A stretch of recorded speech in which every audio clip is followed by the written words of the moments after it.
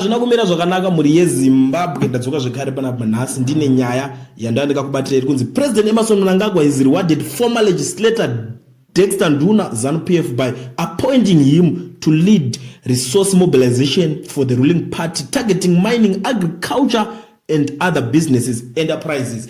Ndokana chizvitaura inini ndakati vanhu vese veZANU-PF vaiva muri kuona akanzi ningadzingwa basa ningambosungwa ningambodidi uyo ana Dexter Nduna vanhu vekuti vakashanda naMugabe kudhara.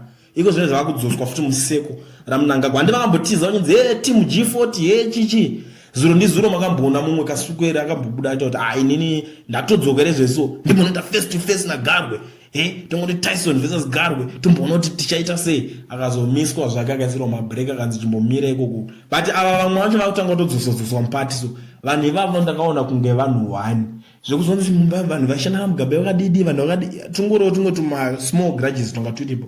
But inini ndiri kuona kunge vanhu ivavo vese vari muroundabout nyaya dzavo dziri ngoramba dzichitenderera zvinhu zviri ngotenderera zvemagaraji aya mainzwa aya indakangoona kunga politics ichite pepe dzinenge dzichingoitwa. But vazhinji vacho ndiri kukutaurira muchatoona vari kudzoka kunyanyanya after 2028 papa tichaonerera rekedza timboona ndendiripo tichaonesana ipapo.